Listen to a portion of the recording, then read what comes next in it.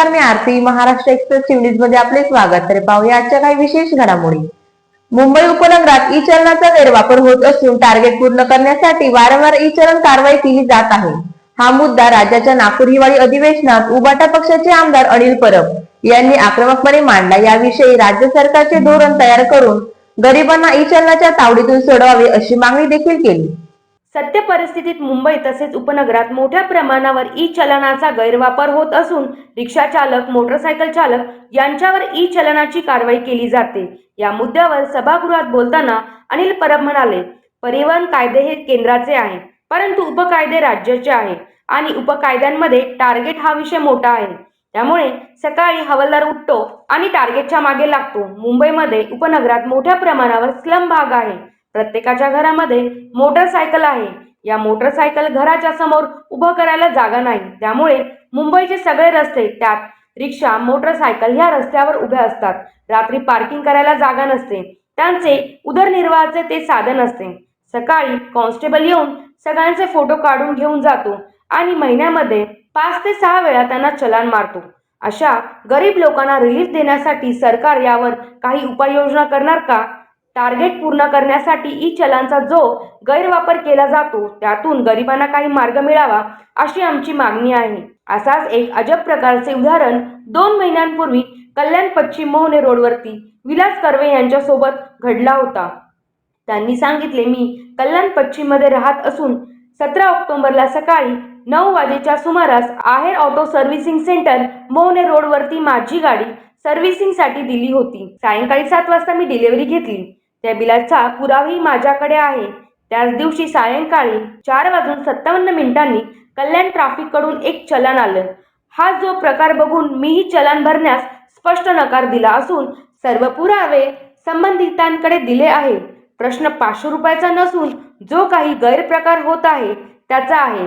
अशा प्रकारे टार्गेट पूर्ण करण्यासाठी चलनाचा गैरवापर होत असून गरीब वाहन चालकांसाठी उबाटाचे आमदार अनिल परब यांनी आवाज उठवला. हे कायदे केंद्राचे आहेत, परंतु उपकायदे राज्याचे आहेत आणि उपकायद्यामध्ये टार्गेट हा एक मोठा विषय आहे.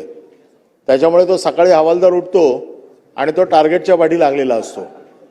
त्यामुळे माझा स्पेसिफिक प्रश्न आहे की हे सगळं आपण जे केलं, आपण म्हणताय की गोव्याची सिस्टीम आली पाहिजे, परंतु मुंबईमध्ये उपनगरामध्ये मोठ्या प्रमाणात स्लम आहे आणि आज अशी परिस्थिती आहे की प्रत्येक स्लममध्ये प्रत्येकाच्या घरामध्ये मोटरसायकल आहेत आणि ह्या मोटरसायकल घराच्या समोर उभं करायला जागा नाही आहे. त्याच्यामुळे मुंबईतले सगळे रस्ते, त्याच्या रिक्षा, त्याच्या मोटरसायकल ह्या रस्त्यावर उभ्या असतात.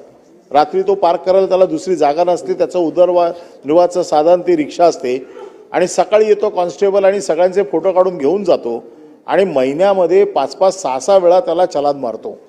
अशा लोकांना काहीतरी, या गरीब लोकांना रिलीफ देण्यासाठी सरकार काहीतरी त्याच्यावरती उपाययोजना करणार काय?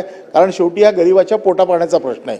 त्याच्यामुळे टार्गेट पूर्ण करण्यासाठी या ई चलनाचा जो काही गैरवापर केला जातो त्याला हे जे तुम्ही आपण अभ्यास गट केलेला आहे याच्यामध्ये इन्क्लूड करून या गरिबांना काहीतरी त्याच्यामधनं त्याचा मार्ग मिळावा.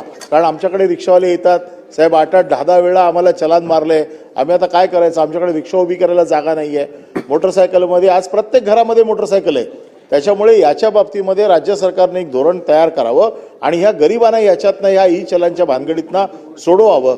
किमान आपण जे गोव्यामध्ये म्हटलंय की उप अधीक्षक दर्जाच्या अधिकाराशिवाय दुसऱ्या कोणाला चलान कापता येत नाही, असा काहीतरी कायदा करून म्हणजे तो तरी किमान पहिल्या फेजमध्ये आणून या गरिबांना न्याय देण्यासाठी राज्य शासनाने काहीतरी पावलं उचलावी. नमस्कार, मी विलास कर्वे, कल्याण पश्चिमेत राहतो. 17 ऑक्टोबरला सकाळी 9:30 ते 9:45च्या सुमाराला आहेर ऑटो प्राईम सर्व्हिस सेंटरमध्ये मोहने रोडवरती मी माझी गाडी सर्व्हिसिंगसाठी दिली होती. संध्याकाळी 7 वाजता मी डिलिव्हरी घेतली. त्याचा बिलाचा पुरावा आहे डिलिव्हरी घेतल्याचा. आणि त्याच दिवशी संध्याकाळी 4:57 मला कल्याण ट्रॅफिककडनं एक चलन आलं आहे. चलन आल्यानंतर चलनाची किंमत त्यांची 500 रुपये. प्रश्न 500 रुपयाचा नाही आहे.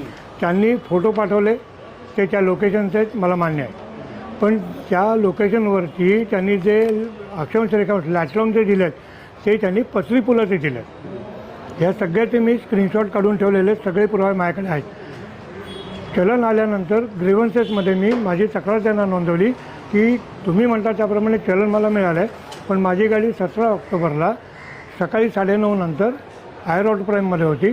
संध्याकाळी 7 वाजता मी डिलिव्हरी घेतली आणि 4:57 मला ते चलन आलं. या काळामध्ये माझ्या गाडीचं लोकेशन पटली पुलला असणं केवळ अशक्य आहे. तेव्हा हे खोटं चलन कृपया इश्यू करू नका. लोकांची लूट होते याच्यामध्ये. तर या होत्या शहरातील महत्त्वाच्या ठळक घडामोडी. अशाच काही नवनवीन घडामोडी पाहण्यासाठी आमच्या चॅनलला लाईक, शेअर, सबस्क्राईब करा आणि बेल आयकॉन दाबायला विसरू नका. आमचे एकच ध्येय आम्ही तुमच्या सोबत. तर पुन्हा भेटूया याच ठिकाणी याच वेळी. तोपर्यंत धन्यवाद.